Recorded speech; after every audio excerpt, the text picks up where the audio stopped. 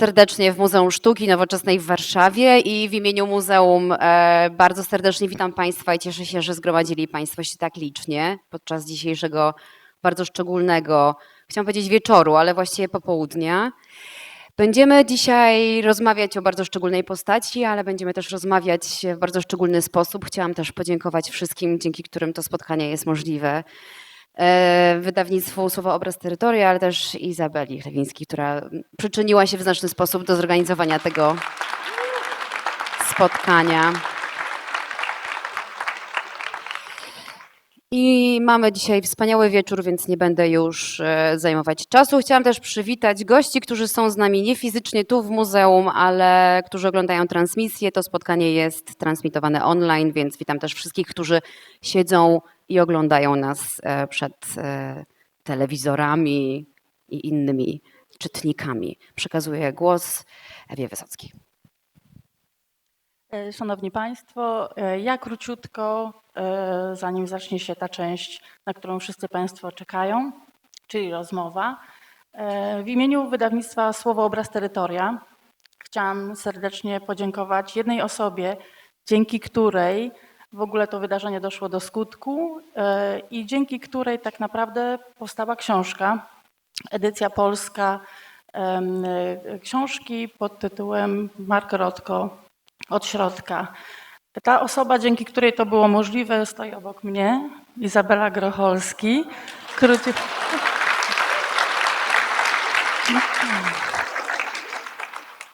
Dzięki determinacji, pasji olbrzymiej udało jej się również dzięki swoim osobistym kontaktom pozyskać fundusze, dzięki którym to wszystko było możliwe. Całe dzisiejsze przedsięwzięcie, ale książka, to wszystko zasługa jednej osoby, która naprawdę włożyła całe serce, żeby to się udało.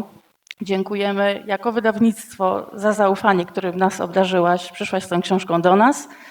No i cóż, kilka słów jeszcze o samej Izabeli, która swoje doświadczenie zdobywała między innymi w Muzeum Sztuki Nowoczesnej w Nowym Jorku. Także działała w słynnym domu aukcyjnym Christie's, ale też w warszawskiej Zachęcie.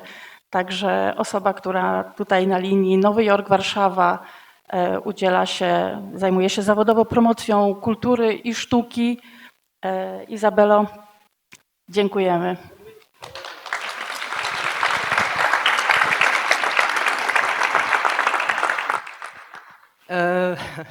I will speak in English since this event is translated, so I hope that everyone has their devices.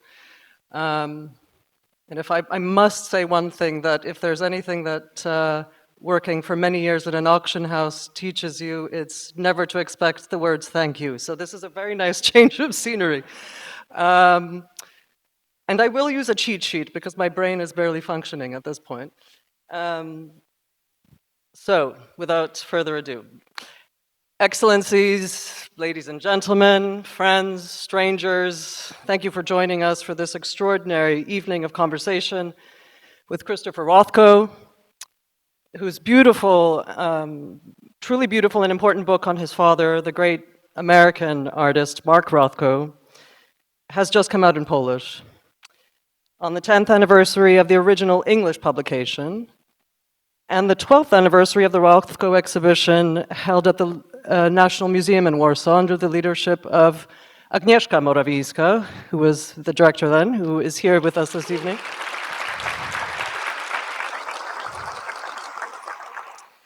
And the conversation, of course, is being led by the incomparable, if I may say, Paul Holdengräber. Some of you who've spent time in New York know him very well, or in the United States. Paul has an outstanding track record of hosting milestone events and speaking with people from various walks of life, ranging from the heavyweight champion Mike Tyson to the documentary filmmaker Claude Lanzmann, to the late Alfred Brendel, to Van Cliburn, to many artists, and people from various fields, even hosting events including an important conversation with the late Secretary Madeleine Albright. And a word of additional thanks to our sponsors and partners and friends who made this possible, in particular art by Góralska, the great Adagio. I highly recommend anyone who likes to listen to music to tune in to Adagio.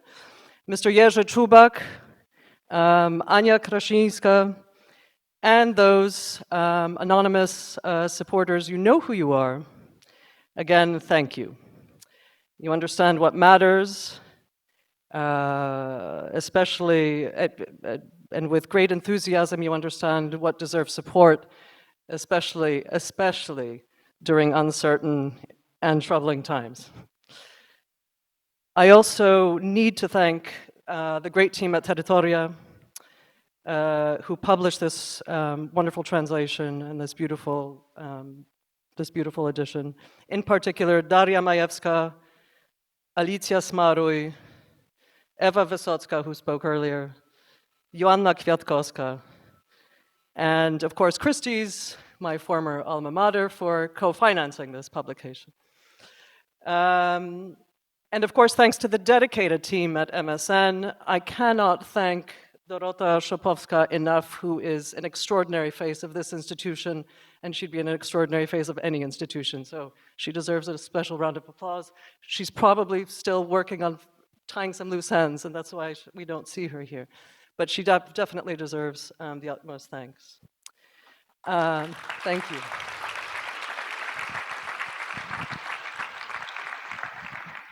And this event is being streamed live, as many of you know, in partnership with the Rothko Museum in Latvia, a wonderful institution which I encourage everyone to visit, where they will be able to see original works by Mark Rothko that are on rotational loan, thanks to the family. And of course, and the family meaning specifically Christopher, who will be speaking this evening, and his sister Kate Rothko-Prezell, who's also here this evening.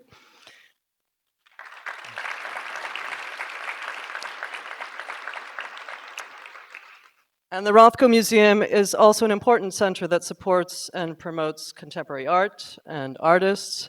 A link can be found on the MSN website for more information on the Rothko Museum, and I can wave hello to them, so we're being streamed together with them.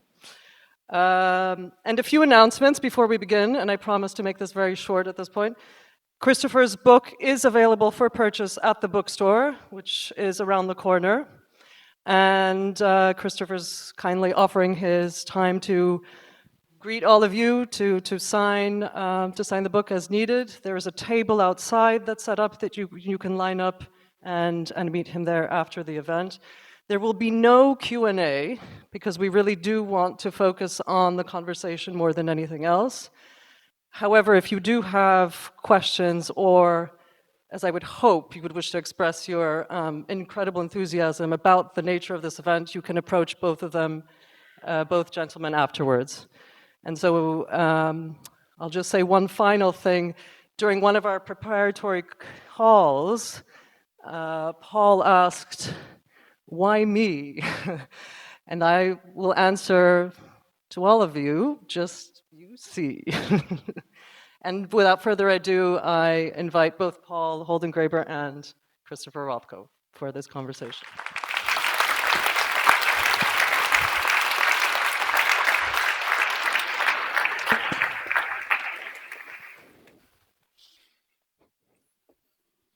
I feel like we should shake hands before anything else. Yes, indeed. And I just want to give Izabeli Grocholskiej just a huge thank you for shepherding every aspect of this event, from the first words of even thinking about translating the book to bringing us all together tonight. So I have many other people to thank, but Isabella first and last. So.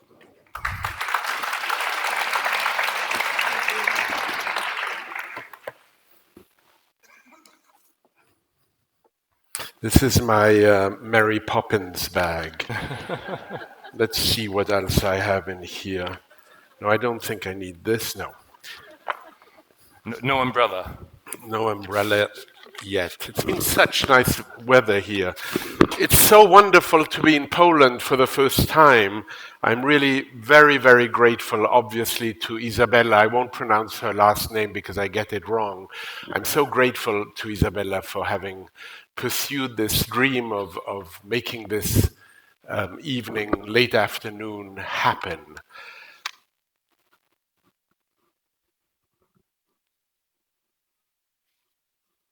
I'd like to begin with these two lines from a poem by Carlos Williams.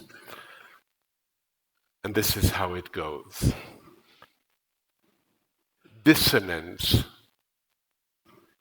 if you are interested, leads to discovery.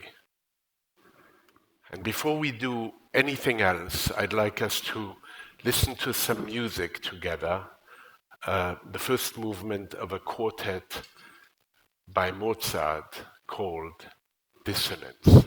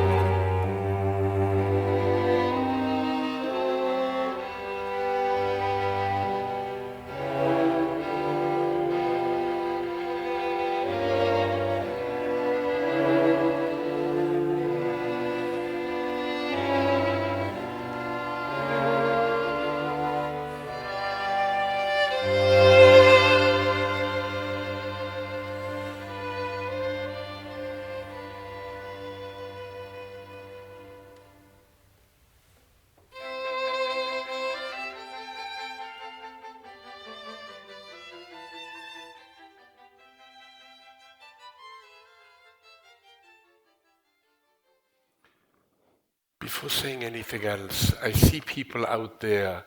Come inside. Come inside and sit at our feet. Please. There's room on the bench here as well. Yeah, you won't see the pictures so well, but please feel welcome to come inside. I hate having you out there. So you and I, you liked the idea, Christopher, of beginning with music. And I love the idea. It was my idea, and I love the idea. And there's a line in your magnificent book, a chapter on Rothko and music, which I want to read and have you comment. And Rothko said, I became a painter because I wanted to raise painting to the level of poignancy of music and poetry. I'd love you to unpack that a little bit for us. This idea, this urge in some way to reach that level, that heightened level of feeling. well, this is one of my my favorite utterances of my father's, not least because I love music and poetry, but because I think it gets to the heart of what he's trying to do with his painting. He's not making pretty colors. He's not trying to imitate the world out there. He's taking us on an emotional journey. And ultimately, that's going to be a journey through abstraction, which, at least for much of the music he listened to, was also a journey through abstraction, which we just heard. You can't say what that means, right? You can't say what that depicts. But I hope everybody felt that right here. Such a brilliant stroke of modernity coming from, we think, sunny Mozart, but of course, as we heard, the sunshine that comes after, it has to be earned, it has to be purchased, and I think that's true of Rothko painting as well. I think an effort. Absolutely, we have to. We can only appreciate the sweet when we have engaged with the sour, right? We have to dig deep into all the questions in our life in order to really find meaning. Otherwise, we're just skating at the surface. And his painting really was all about taking us away from the surface and engaging, as music and poetry does, in that sort of inner world that's there all the time, but we may not always be so conscious of it. He talks about tears and pain and tears and getting through them in some way. This idea of, I'll read it again because it's one of your favorite comments. I became a painter because I wanted to raise painting to the level of poignancy of music and poetry. It reminded me, and you will hear a lot of quotations today. Forgive me, I'm a quotomaniac by profession. I can't quite function without them. I need them nearly like signposts. Nabokov has this wonderful line where he says, "Let us worship the spine and its tingle. A wise reader reads a book of genius not with his heart, not so much with his brain, but with his spine. It is there that occurs the telltale tingle." Do you think that applies to your father in some way? Well, I love that quote, and I happen to love Nabokov. I'm curious. Do you know where that's from? Which book? I can find it. It probably is in his lectures on literature, which he gave at Cornell. Okay. In any case, it's interesting because the spine is both what keeps us standing. It keeps us upright, but it's also our sort of nerve center where everything issues out from. So I think he wants somebody who is a full alertness, right? It's somebody who's not just engaged with one part of their senses or just thinking, but it needs to be a full experience. And that again is certainly true for Rothko, that he's not just showing you things to look at. He's using the eyes as really an entry point into more of a full body, a full sensory experience. An embodied experience. You have this also in his writings on art, which you very kindly sent to me. He has this wonderful line about Mozart in part, where he says, "Scale is of tremendous importance to me. Human scale. Feelings have different weights. I prefer the weight of Mozart to Beethoven because of Mozart's wit and irony, and I like his scale." Just a tiny musical interlude. That's a different scale. A tiny musical interlude. Tell me about that. Tell me about his passion which you share for Mozart and this notion of weight here, which I think is so interesting and I've never thought of it before. Yes, I always find it interesting that he makes this differentiation between Mozart and Beethoven, and he loved Beethoven too. But I think he felt like Mozart really understood the full human experience in terms that he was fully able. He could make jokes. His operas are incredibly humorous in spots, but they have a very dark side. I mean, you can laugh yourself silly during some of the scenes of Don Giovanni, but of course, it's ultimately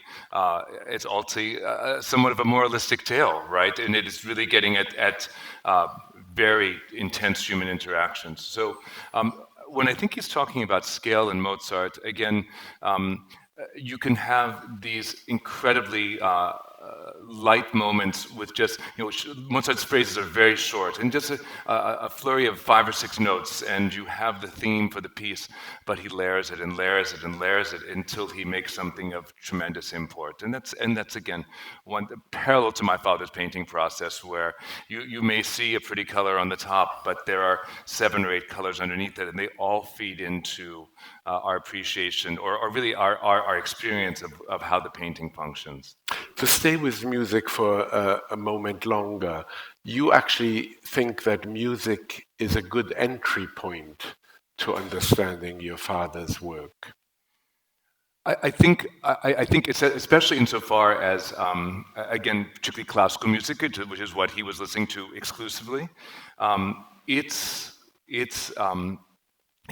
not listening to a text that tells us what the music is supposedly about, although I often find a very large disconnect between text and music, but that's me. I happen to love the sort of absoluteness of instrumental music, but it's a fully abstract language, and yet it's one that we all sort of intuitively speak. We hear music, and it touches us in a place that we don't have words for. That's why we have art. That's why we have music. If we could express it in words, we wouldn't need. My father would not have needed to paint it. Mozart would not have needed to write it.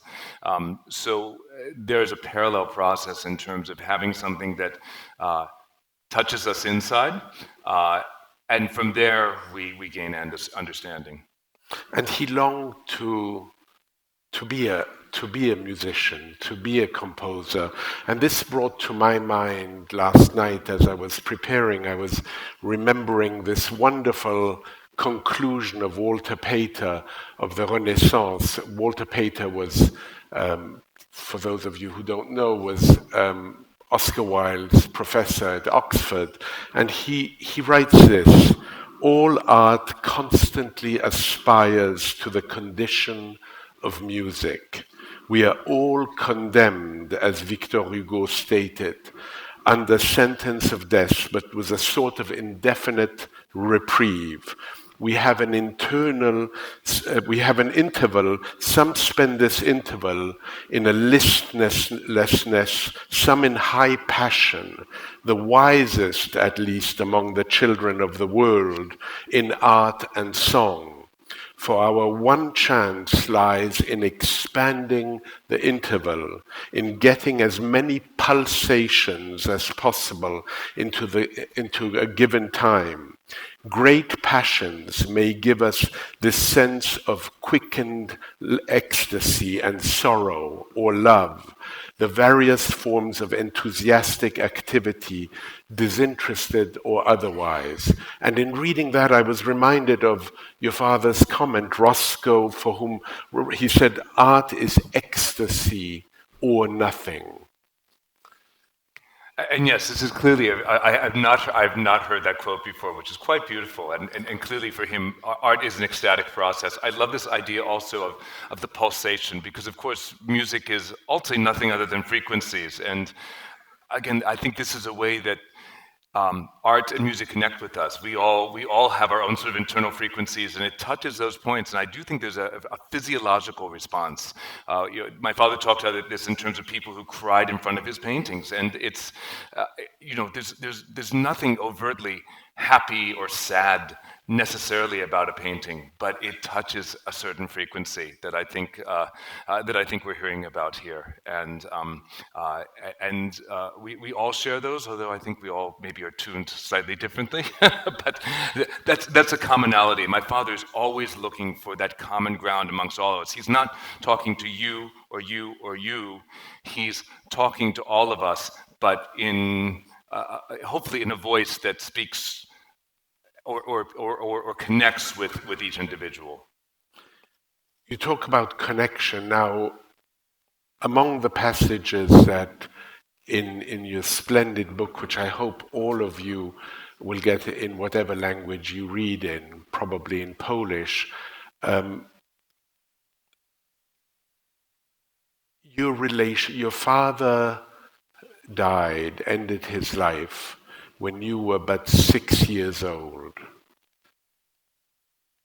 And yet, in this book, you say that there is nobody, including your wife, who you know better than your father.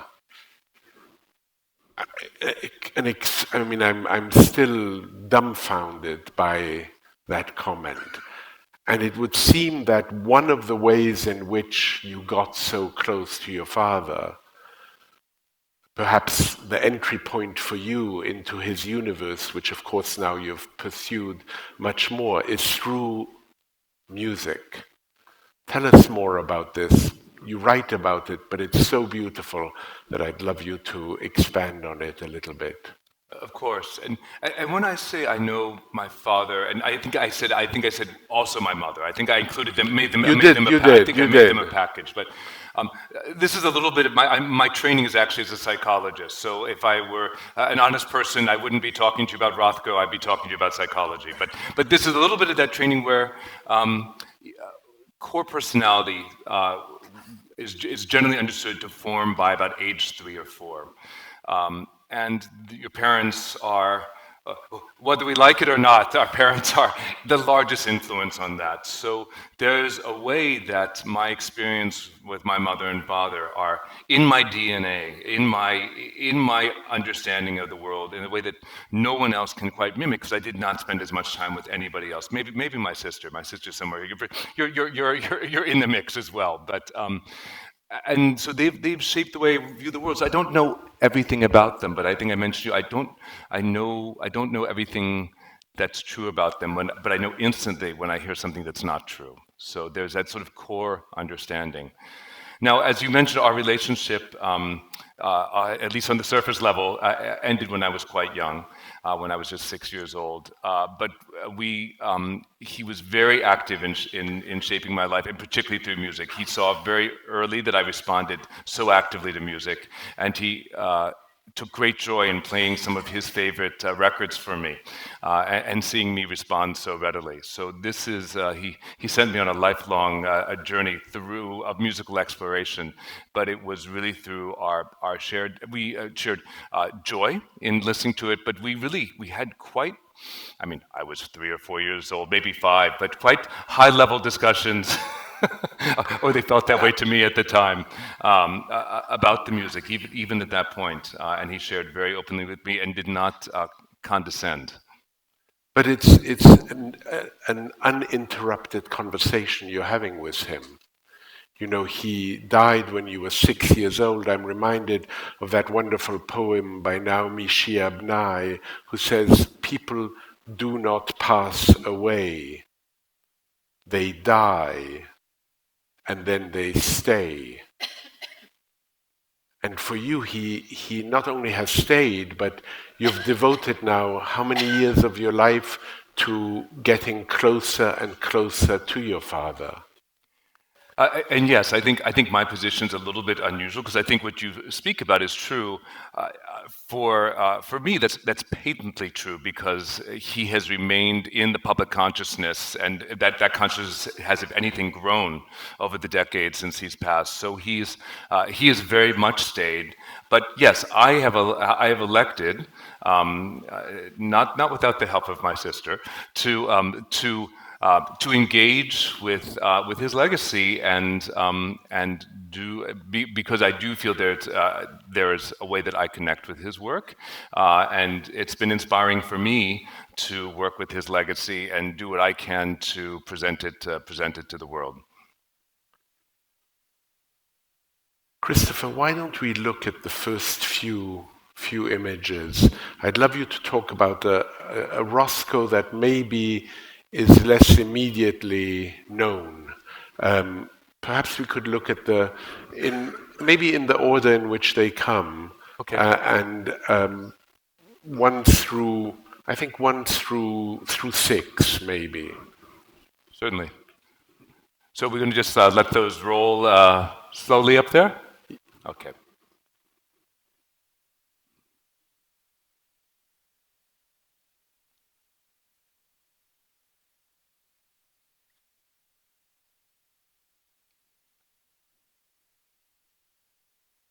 Maybe about 10 or 15 seconds for each. I think we can go to the next one.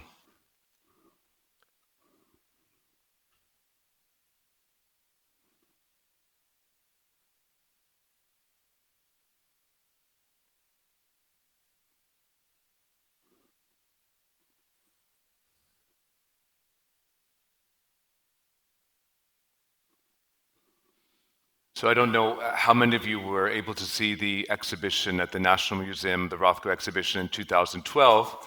Those of you who did would have seen works like this, but they are not generally so well known to the public at large. They think of Rothko strictly as an abstract painter. Ironically, at this point in his career, he is describing himself as an abstract painter. Later on, when he's making the big rectangles, he says, "I'm not an abstractionist."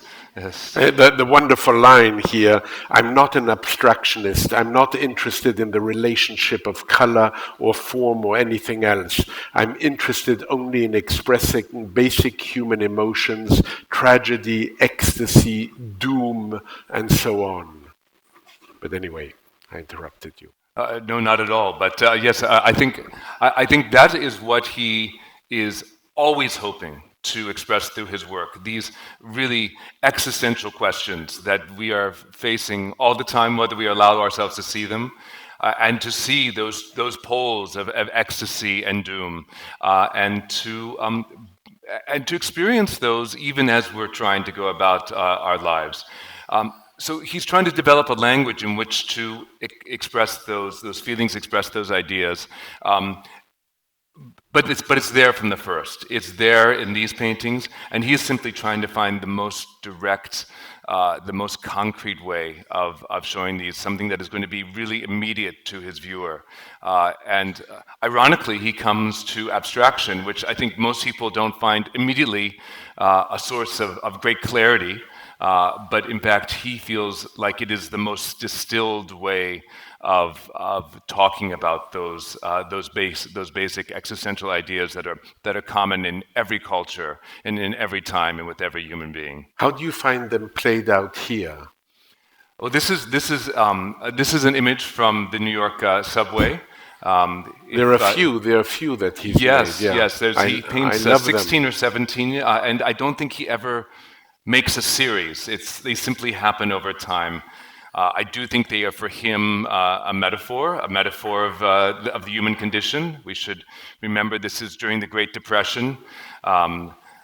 This is a time of great struggle for people, and the New York subway was a place where all of New York came together, but perhaps in greater quantities than it was designed for. So these platforms are relatively sparse, but in fact your experience could be quite dehumanizing rising the subway with so many people packed together. You will, and what you will perhaps think that this is actually the Warsaw subway because it looks very clean, but I think he just didn't bother to paint the trash. So,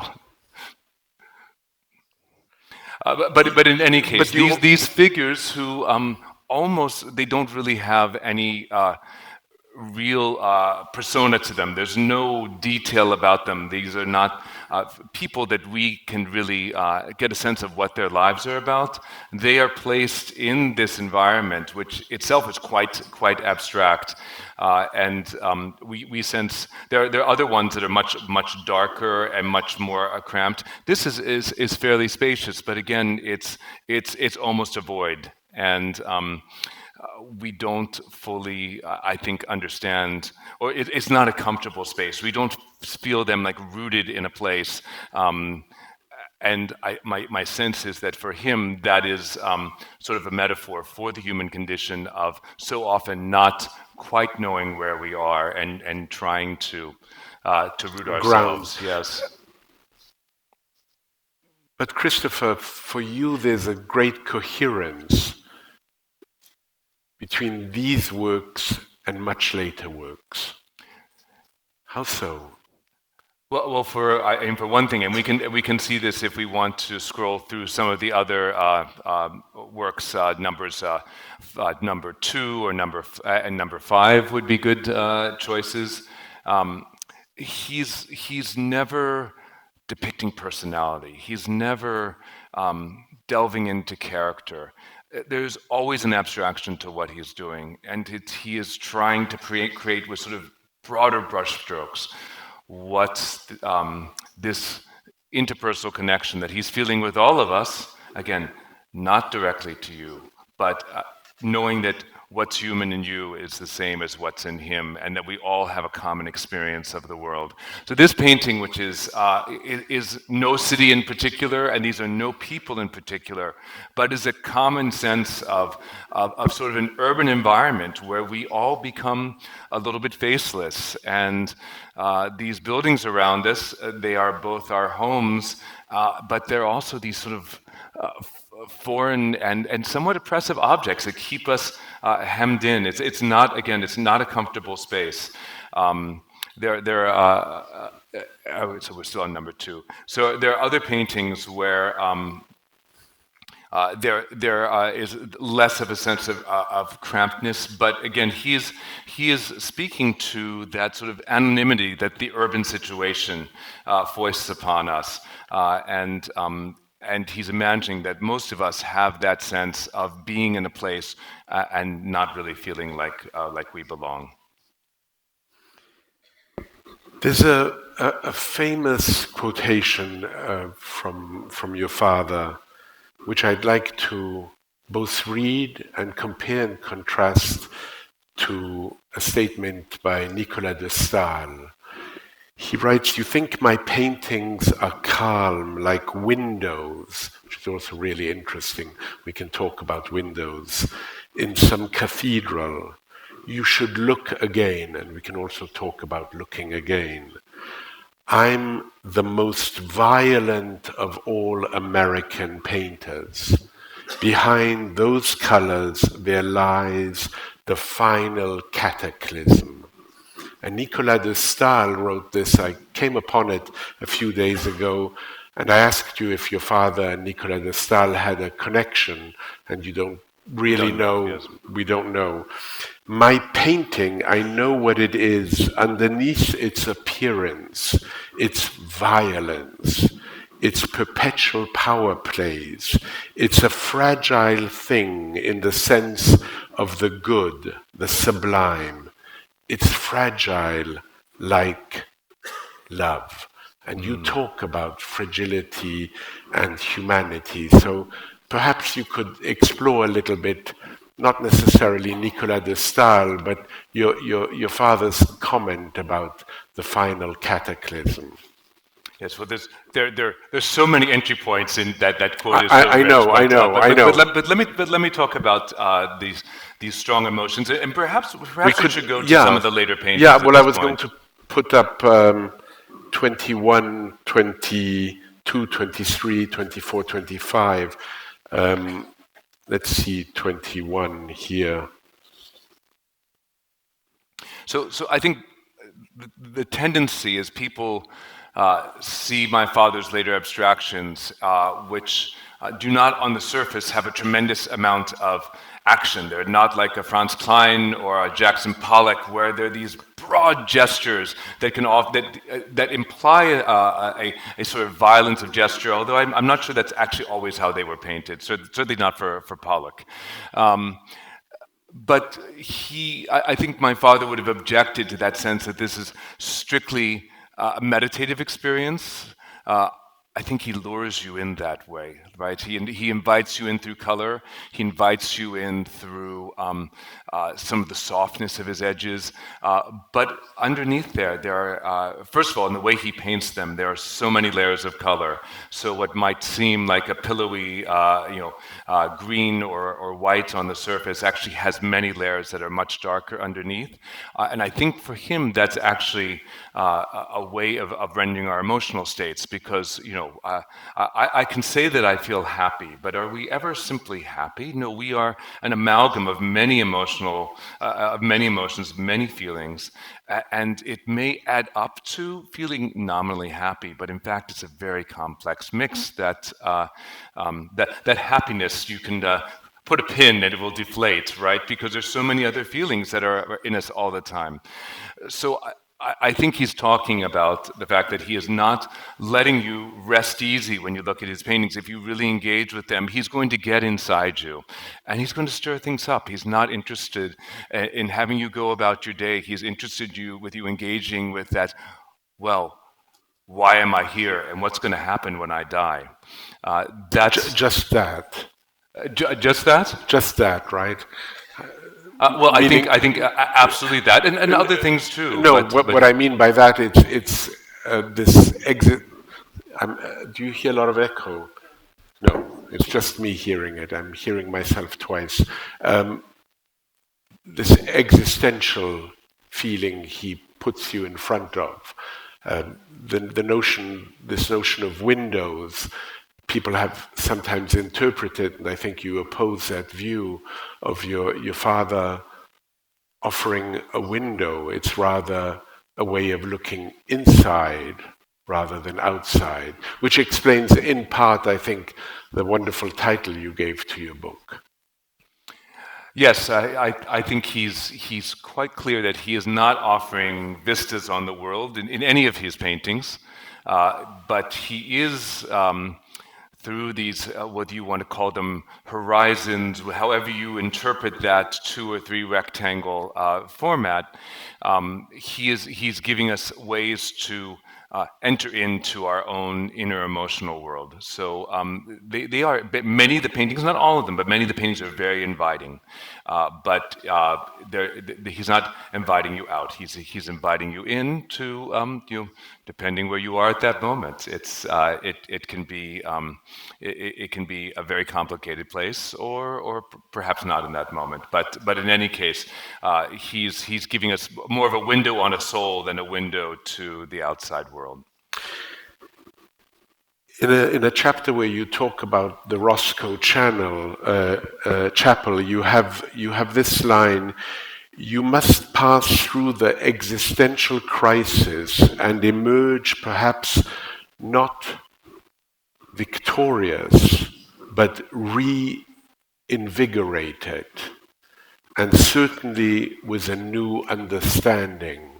And that made me think of the wonderful line of the English philosopher Iris Murdoch, who said, and I really want you to comment on this line because I think it applies to your father's work so well, and perhaps your own. Iris Murdoch said curtly, "Only the greatest art invigorates without consoling." Without consoling. Yes. So that's beautiful, and I've not heard that quote before. I told you they'll be full of surprises.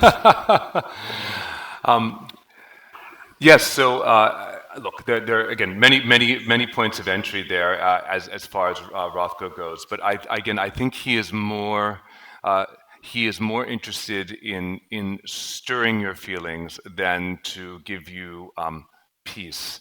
I think that if you do the work, right? If you are stirred by a Rothko painting, if you spend time in the Rothko chapel, and I don't know if we can actually bring the Rothko chapel. 28, 29, 26, and 27. We can see them in some succession.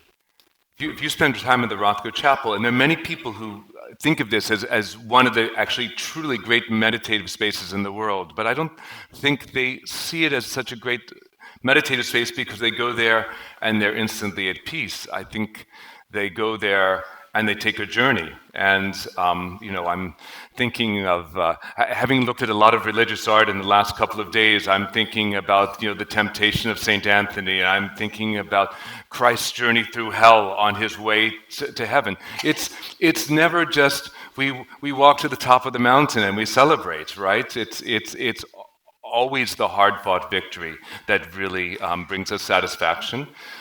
So consoling is something you do after the fact when there's nothing else you can do. I don't think my father's interested in that. What about the reinvigorating aspect? I hope that journey in itself is reinvigorating. How do you prepare for such a transformation?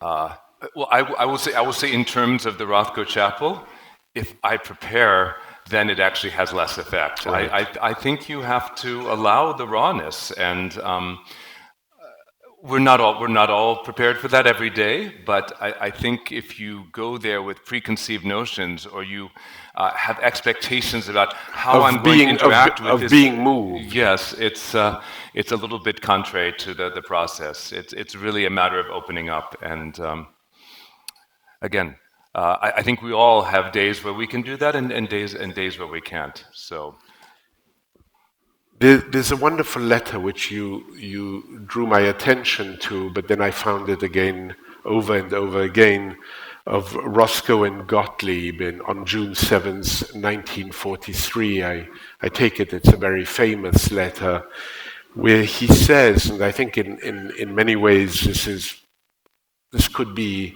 a tagline to your own exploration of the last 2 decades. Art is an adventure into an unknown world which can be explored only by those willing to take risks. And I'm particularly taken by this, I don't know if for your father and Gottlieb, the word experience, if they understood it nearly in the etymological sense of the word experience has a Latin word perire, which means danger.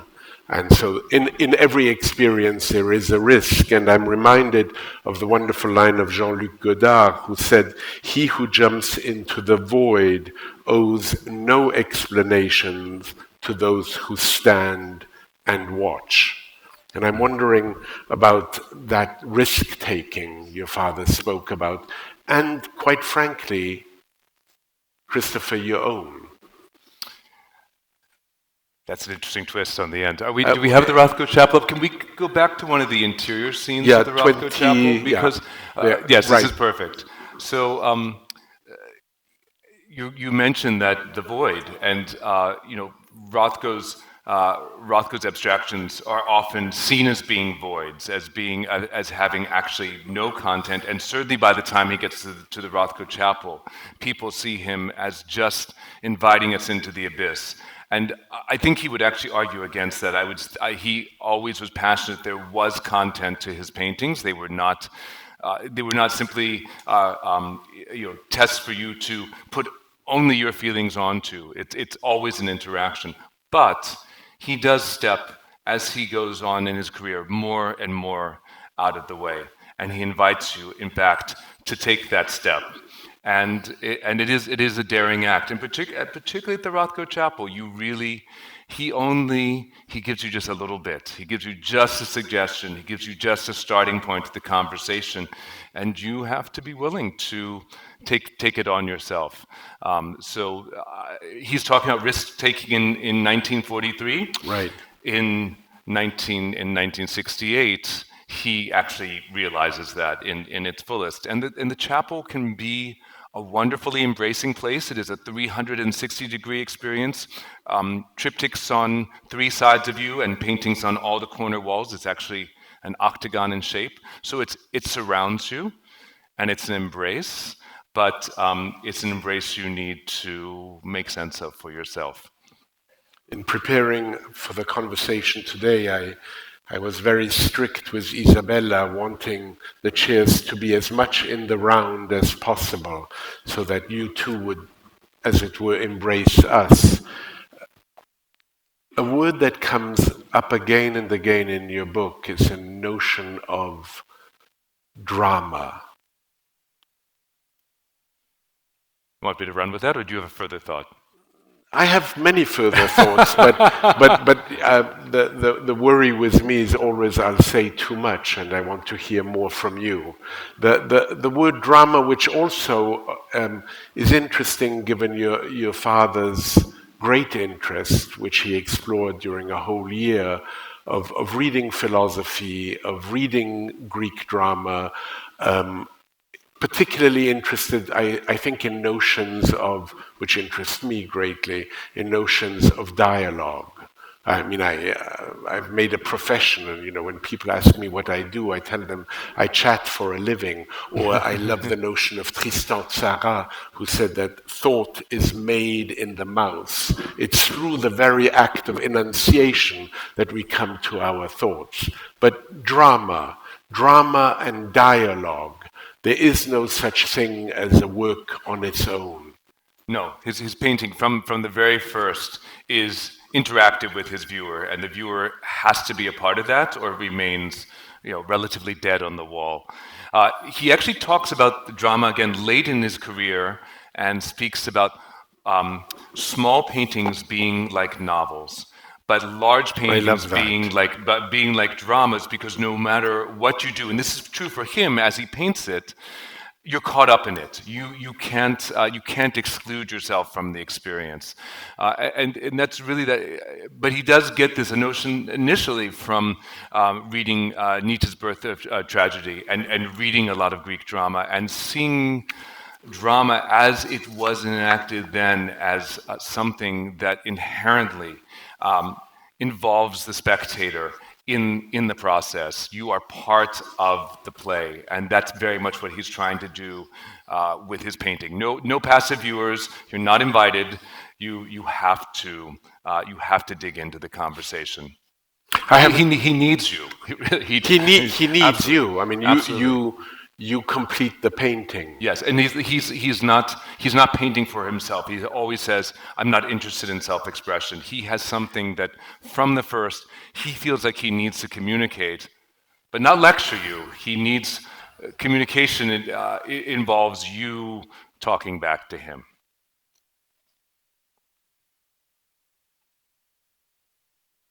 So many different ways to go here, but. I love this moment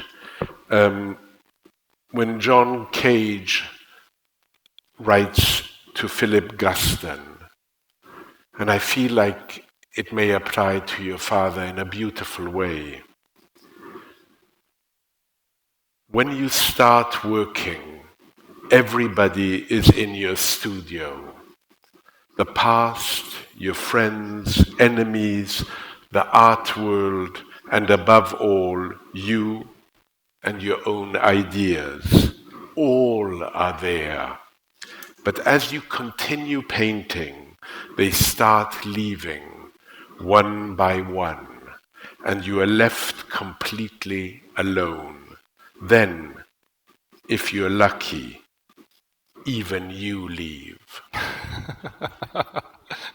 Well, I think he's after exactly that sort of universal expression and universal language that my father is always searching for. It is also interesting because my father, who people assumed that he was eradicating past art with his big abstractions, and he said nothing could be further from the truth. There's, first of all, no way that you can't be of your times. You are in that milieu. You can't avoid that.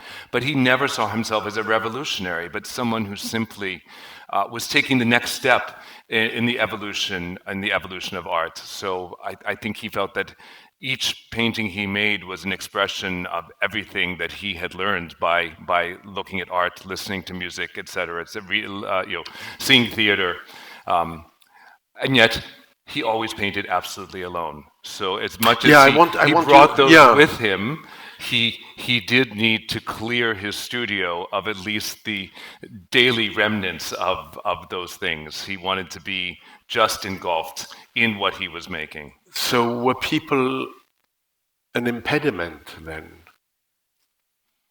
I mean, that's funny because I just was saying that people need to complete his paintings, right? But I'm talking about his art practice. He had to be solitary in his work.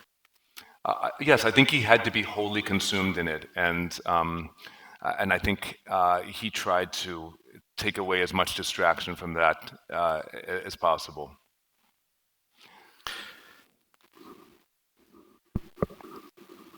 I wonder if I should read a little passage from your book, just to give people... In Polish. Yeah, in Polish. I want to hear how it sounds.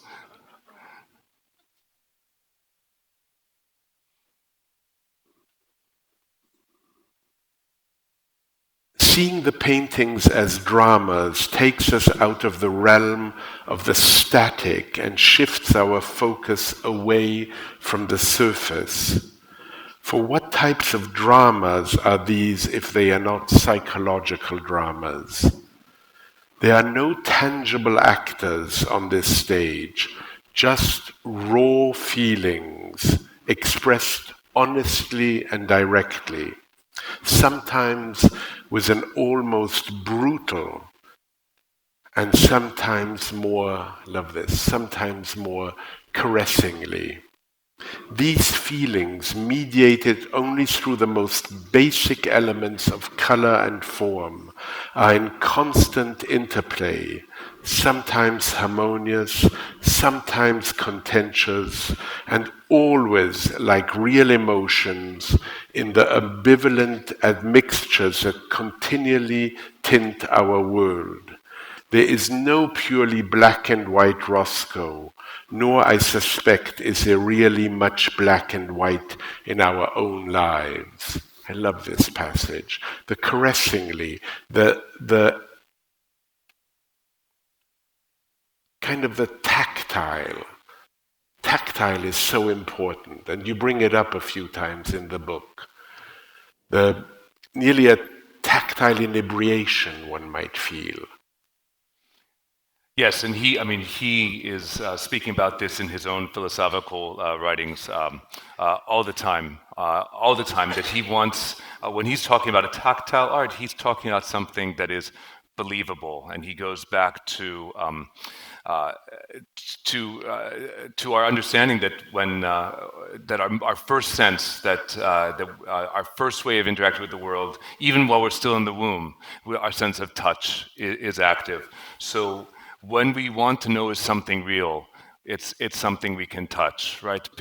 Pinch me so I'm not dreaming, right? So that is how we really can believe in what we're seeing in a work of art. So that's always for him the litmus test of what is an artwork that touches us most directly, and it's something he's trying to imbue all of his paintings with. Tactility.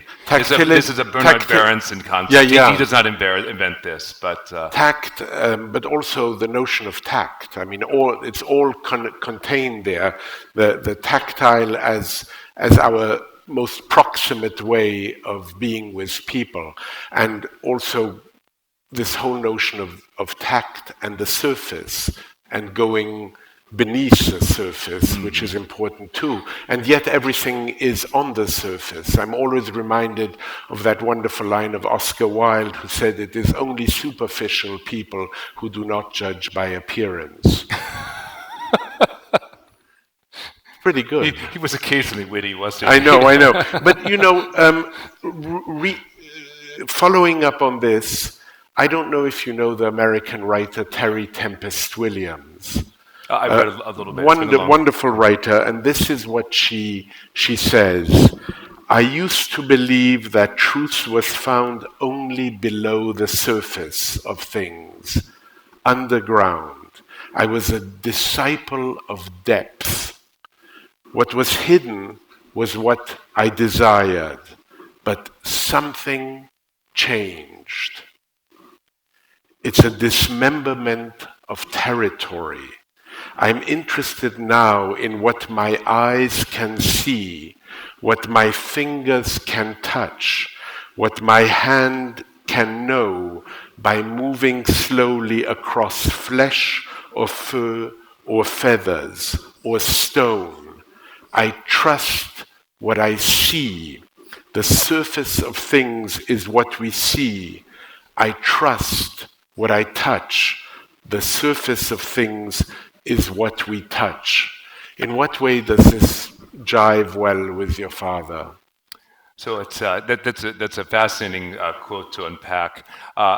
So I'm going to both sort of agree and disagree with her in the Rothko realm, which is I'm a great believer in first impressions. I think they're often incredibly accurate and that you grab something very meaningful, that then beware if you only live with your first impression, right? Because then you're missing a lot of information. But my sense is it's not just what we see, that sort of first photograph actually contains a lot of, if you will, emotional data, not just sight. So I think that we intuit things because we are sentient beings, and we are feeling things in that first sight as well. And I think for my father, again, he is interested in that more full sensory experience, not just the sight. It's so interesting to me because we approach the world with these first senses we have, but then we obliterate them.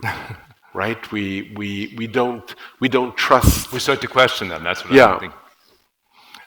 Which again can be a healthy process, but it also speaks to, I think, a certain emotional vulnerability, right? So.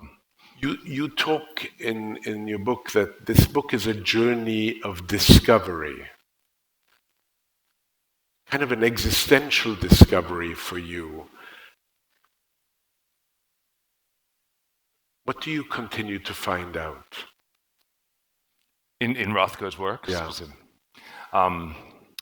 It's funny, I don't remember writing that, but I don't disagree with it. It's been 10 years since I wrote this book, and obviously it was published 10 years ago, so I wrote a lot of it earlier than that. And it took you a long time to write it. Maybe not to write it, but to get to it.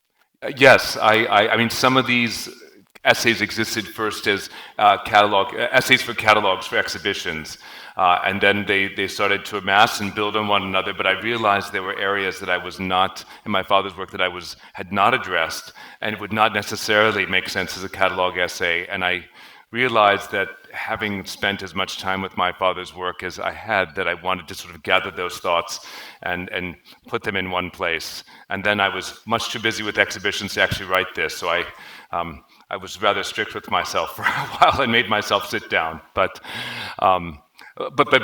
back to the journey. I think I do continue to see new things in my father's work. I think I mentioned to you a few days ago that for me, I think maybe my greatest understanding the last few years is what the Rothko Chapel is in my father's output. I used to think you didn't love it at first. Yes, I don't think it's a place to love. I think it's a place that you have to be. That's interesting. I don't. I find when I have my deepest experiences there, it's not that I want to be there, it's that I need to be there, and need is something we don't want to be necessarily subject to our needs, right? We'd like to believe that we can go through life not simply answering our needs, but we also have to listen to them. But I used to think it was a place somewhat to the side, sort of an exception in my father's work, something else he was doing. And I've really just in the last few years come to understand it's just the most, if he's always trying to strip away to essences, this is simply the greatest stripping down to what he was always trying to do, to just have that most basic internal conversation. And to have his viewer not only participate, but really do almost the whole journey on their own. He gives you perhaps a good starting point, but he's certainly not suggesting an ending.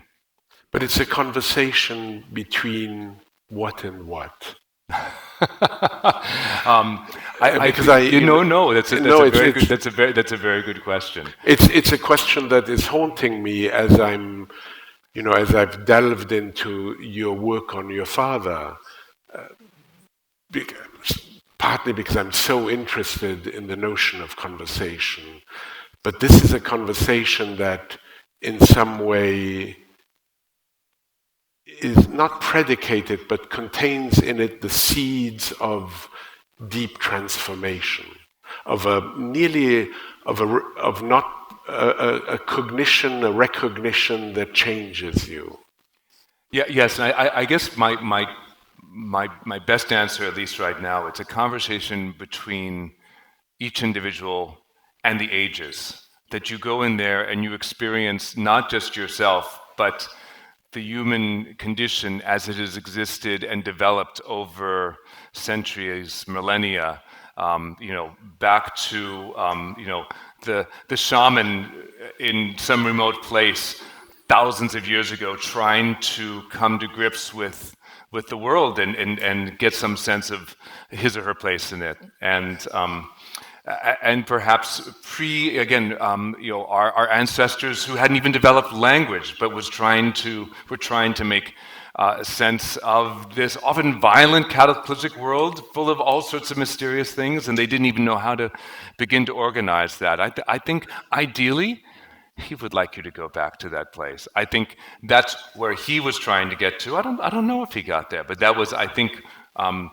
all of that most basic experience that he believes is again, that pulsation you're talking about. It's Right. still pulsating through us. So we may, also go home and, take our car and park it in the garage and use our mixer to make dinner. But that pulsation is always there, and he's trying to reconnect us And to that it. pulsation, another way of talking about it might be pre-verbal. Yes, absolutely. Absolutely. Pre-verbal. So words become a stain. But he also loves poetry, right? But what is poetry? Poetry are words that almost undercut our daily type of communication. They're words taken to I don't want to say not a pre-verbal place, but poets are constantly untying language in order to tie it together again. And again, I think he wants us to all untie ourselves a little bit before we tie ourselves back up. Forms of condensation in some way. Christopher, I want to give you the freedom of choosing some images you might like to talk about. Oh, all of them. But there might be, these... just on the subject we've been talking about, if we can go to number 9, which I think this actually might be my sister's favorite painting. Is that fair? Okay, so this is a painting called Rites of you Lilith. better say good things if it's her favorite painting. Yes, I do need to say good things, and she's doing everything she can to make doorways bigger so she can actually fit it on her wall. This is my father's, or our father's, I should say, largest painting, really before he moves into pure abstraction. This is from the mid-1940s. He's been painting in a sort of neo-surrealist style for a few years at this point. Here, it's breaking down into barely recognizable figures, but we see nominally Judith, who is not, it's the only time I was going to say he paints on an Old Testament subject, but in fact that's not true, because Judith is actually not in the codified version of the Old Testament that's come down to us. It comes from adjacent writings. So Judith was was supposed to be Adam's first wife, and who Adam then rejects and asks God to make Eve, who comes from his body. And Judith is so enraged that the sages would have us understand that she is for eternity in a rage of having lost her human status, her place in the world, and she is forever creating chaos and torment in the world. So we can actually see the violence in this painting. You can see some of that depicted actually in line in color. And by the way, people think that Rothko never draws. He's certainly drawing a lot here. But again, he's going back to those sort of elemental forces. In this place, he's still doing it through myth and story. He's still doing it through some form of figuration, but he's trying to tap into those really elemental stories, these myths that reoccur in all these different cultures, because they are so true to capturing what's inside human society, what's inside each one of us. So this in 1945 is his language for capturing that primordial, nonverbal world that is churning still within all of us. within 5 years, he's starting to paint that in terms of rectangles that don't quite necessarily sit so peacefully next to one another, even if the colors might be on the surface beautiful. Give us one more, please. Okay. Well, we'll make 2 steps there. So if we could go to number 12, which is just about a year and a half, 2 years later. That was my father's only self-portrait, by the way, which is fascinating in and of itself, but it's perhaps a slightly different discussion. This is an untitled work from 1947, so really just roughly 2 years later. And at this point, he's fully abstract. We can see the color palette is these vibrant colors that we're going to see in his classic abstractions a few years later, but it hasn't settled down. And I would argue that this sort of somewhat chaotic surface never really goes away. He never settles. He takes it and actually sort of almost turns the painting this way. So that chaos that we see here becomes the underlayers of the painting, and it's pulsating underneath the painting all the time. So those emotions, that churning, that chaos is never really gone, even when we look at a painting like number 17. Could we bring up 17?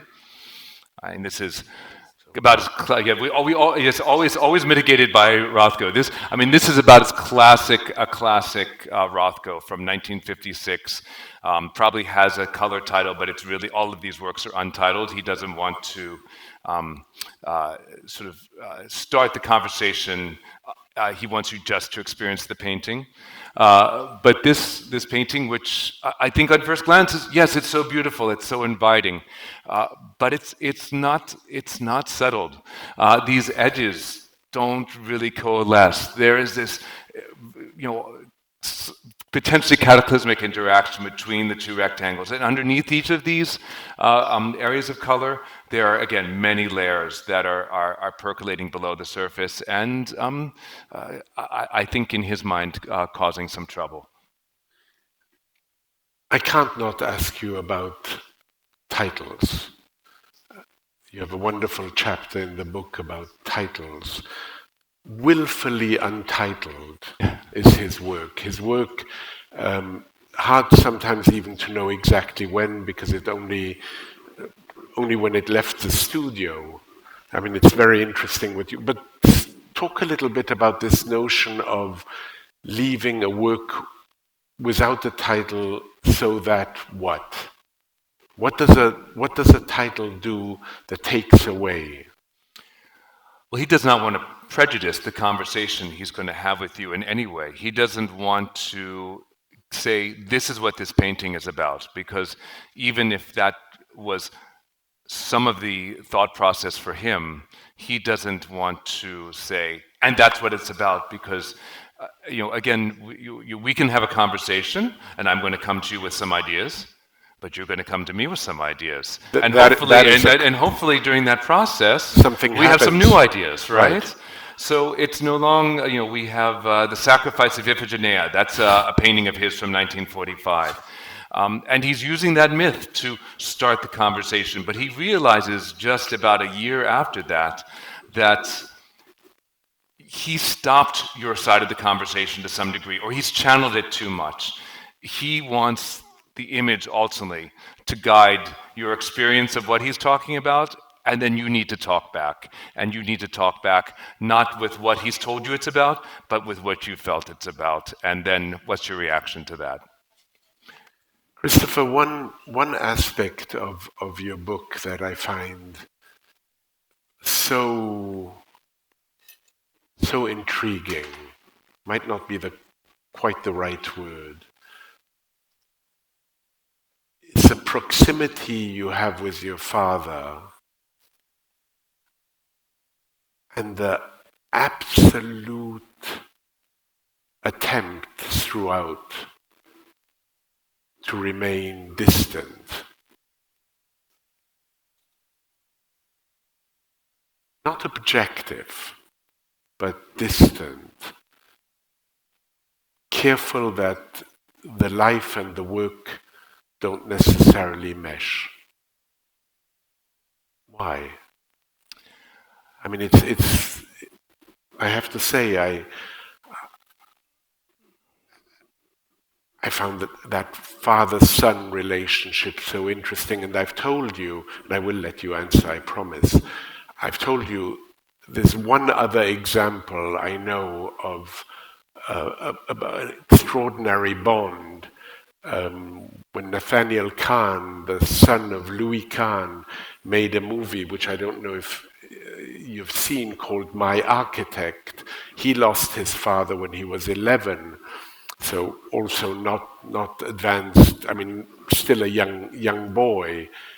And there is in Nathaniel's work also this real longing, which I feel in you too, of reclaiming a father one didn't know. Well, I want that conversation I've been talking about. I want to have that conversation too, and I've had the good fortune to have that conversation many times with the paintings, with editing his book, Philosophical Writings. But I think I take my cue, my cue really again from my father, who said, "Self-expression is boring. I paint my not self." So, of course, I'm writing about my father's work. There's no way you can talk about things in the arts and be objective, right? It's not only pointless. It's beside the point, right? Because then you are emotionally removed from it. And we just talk about very emotional. It's kind of an informed subjectivity. But I don't want to foist my personal life and my experiences on other people's experience of the artwork. I'm trying to offer some insights based on a lot of experience, and I don't pretend that that's not personal experience, but a lot of experience with the work. So hopefully people can go and have their own experiences. There are places where I will introduce an anecdote, something very few, and I relish those. Probably like every reader of your book will,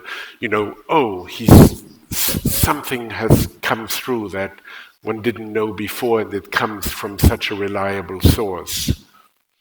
Yes, and you know what's interesting is I used to not read biography. I really did not read biography, and from around the time that this book was published until now, I've actually started reading biography and really enjoying them.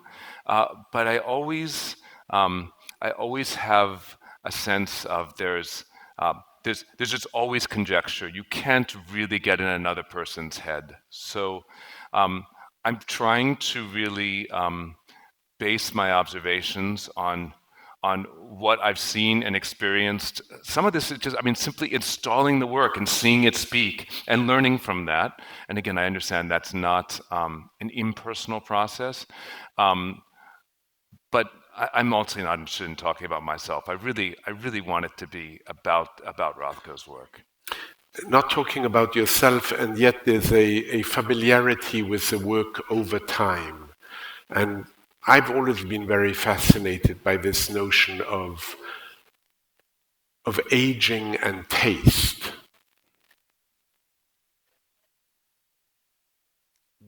What do we remain faithful to that we loved once upon a time?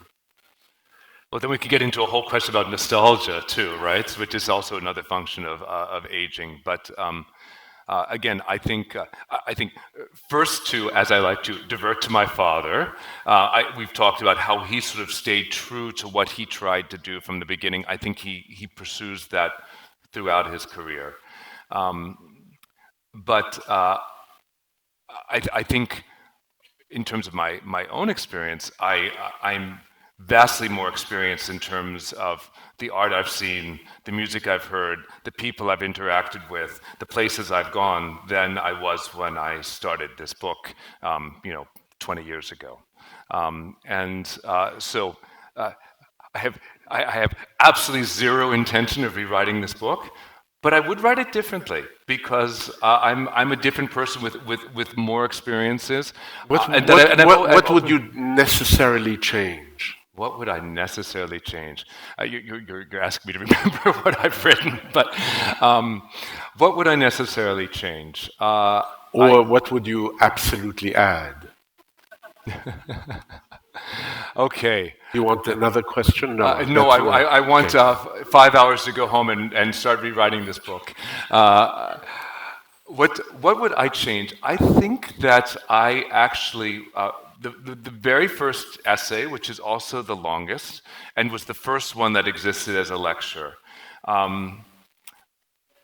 it's the one that I've also changed most over time, and I give that lecture now completely different than what's written in the book.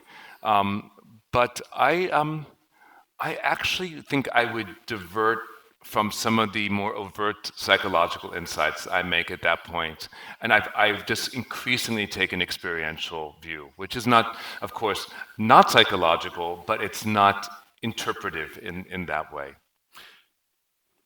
Which leads me to asking you a little bit about your own training, because you trained as an analyst. And how does that play out for you in your approach to your father's work and writing this book?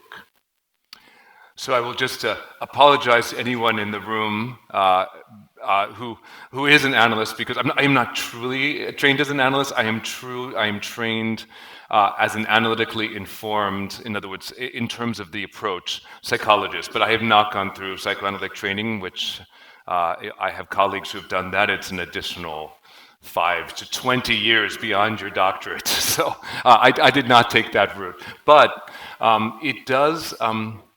It's a type of thinking that really makes you question everything you hear, Right, and everything you see, and forms of resistance yes, also. Yes. So when you see something that does not make sense to you, you have to always ask yourself, is that not making sense because I'm not open to what it's saying? Now that's a little bit like what we just talked about with the Rothko painting. Are you open to the conversation it's having?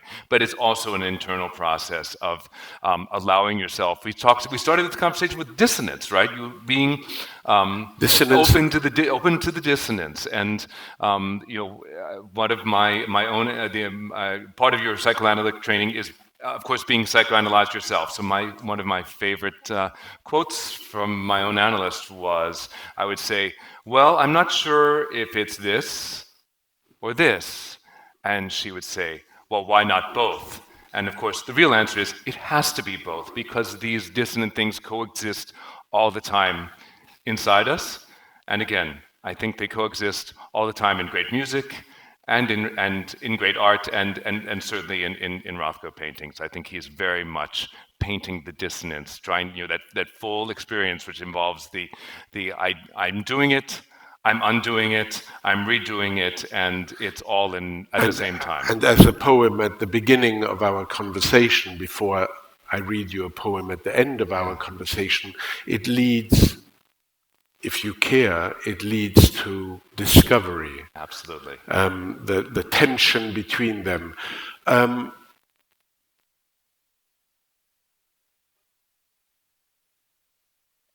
What are you least differently put? I already don't like this question. Please, go ahead. You can answer it. What am I least?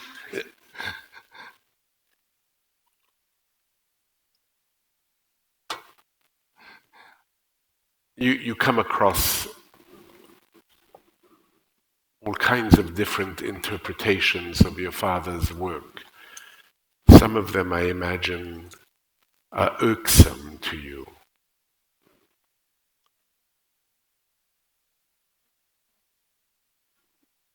Which interpretation is most nefarious for you in terms of how people interpret somebody who you've devoted their life to? You've devoted your life to your own father. I am rarely irked on my own behalf, although someone did go on about the Emperor's New Clothes. referring to my father's work, that he's fooling all of us, thinking that he's actually painting something substantive here. And I do think it's true. Either these paintings are everything, or they're nothing. There's right. really they can't live in between. They can't live in between. But I guess generally the thing that has troubled me most is that the notion that a painting like this is happy, and a painting like number 21, and I don't know how well this is going to reproduce, but can we see number 21?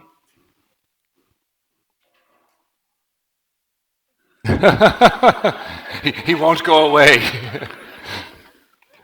I actually want to thank you. Usually people start and they really only just want to talk about the self-portrait. So it's irksome to only talk about the self-portrait. But that painting that we saw, the 1956 painting, and that this 1963 painting, so that first one was happy, and this one is sad. And I simply just don't think it's true. I think that he is engaging his viewer differently. I think he is giving you less to hold on to. I think he is making you pause longer in order to see the light, in order to see the depth, in order to start the conversation. And I think he does that knowing he's going to lose some people who would have stopped at the yellow and red painting. But I don't think this is a sad painting. I think this is just a painting that is just as emotionally engaged, and making you work harder to open it up. And which brings us back to, we didn't quite hear the whole of the Mozart dissonance, but the notion of beginning in darkness and going to light. It might be an altogether much too superficial way of looking at it. Yes, and people. There is a general trend in my father's work that they get darker as time goes on, but I don't. At some point up there was this bright pink and blue painting that was on the screen, number 23, which is one of his last. This is one of his last paintings, and he's painting a black and brown painting the day before, and he's painting this painting the next day, and he's painting a light blue one the day after that, and then a black and gray painting like number 22. So these paintings are very close brothers, and he's again inviting that step into we don't know where, that bold step into the void, but it's not necessarily a happy void or a void full of darkness. It's our internal space, and we have to sort that out largely for ourselves. If we could end on 19, please.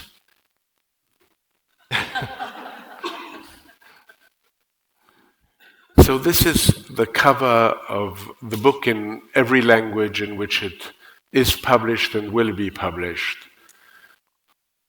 Why this insistence?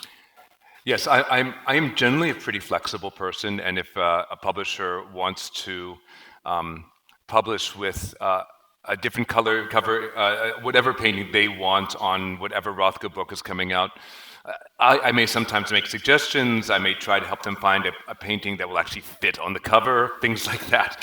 But I'm generally pretty flexible. But I've been very insistent about this being on the cover of this book because this is one of just a few sketches that my father made for his classic abstractions. Typically, they're art sketches, but what's interesting to me is that when there are, they are never in color. They're always. This one is actually quite. Usually, they're just a black pen on a piece of white paper. This is actually a little more finished. He's actually doing an ink wash over this. But again, there's not really color. But what I love about this is that it is one of his classic abstractions, but he's actually making more explicit the sort of inner life of each of those rectangles, the sort of turbulence inside each of them, the lines. Again, we think about Rothko not having lines. In fact, they're there. There's often a lot of brushwork, but here he is sort of bringing that inside piece to the surface. So I thought it was actually not just a beautiful work in and of itself, and I do dearly love this work. It's about this big. And it accentuates the title. Yes, but it is It, precisely yeah. it's like a good song where the title reflects the music and the music reflects the title. They are different expressions of the same thing, and I'm trying to do that with this work. It captures, in my mind, this sort of inside out approach to coming to an understanding of Rothko. Before I thank you, I just have to read you a poem that I have loved for so long, and I have to read it here on my first journey, hopefully not the last, to Poland. And you're really welcome to comment on it, or you just as well can say thank you, that was wonderful. It's a poem, and I'm going to say the name of the poet with great trepidation. Your Nobel Prize poet Wisława, I'm not sure. No, Wisława, is that Wisława? Szymborska, I knew it. Okay, Wisława Szymborska. So it's a poem I adore, and I think it's a poem that for me is particularly pungent and poignant at this moment when we feel that the final cataclysm is close by. Or maybe it's close by all the time, but certainly I feel it with a certain amount of urgency. And given that we're in a museum, to read a poem with the name Vermeer seems rather appropriate. So here's the poem. Okay. And the wonderful translators here, who I also want to thank, though I haven't benefited from their translation, so thank you. One of the translators read it to me in Polish, but I won't do the same. So the poem is called Vermeer. So long as that woman from the Rijksmuseum Museum, in painted quiet and concentration, keeps pouring milk day after day, from the pitcher to the bowl, the world hasn't earned the world's end. It's beautiful. It's beautiful. But this is what we've been talking about. This is living art, right? This is art that is constantly recreated in our experience of viewing it, and it's constantly teaching us. And hopefully we're a little richer having seen that milk poured for ourselves. Thank you very much. Thank you very much. Really, really lovely. Thank you.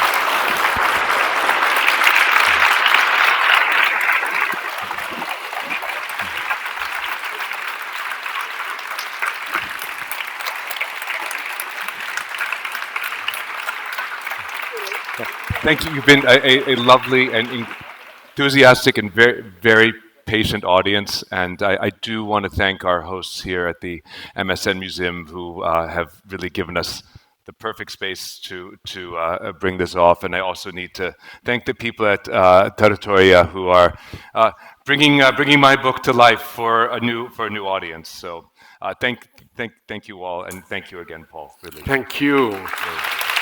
Thank you so much. Do I get to take my cheat sheet home?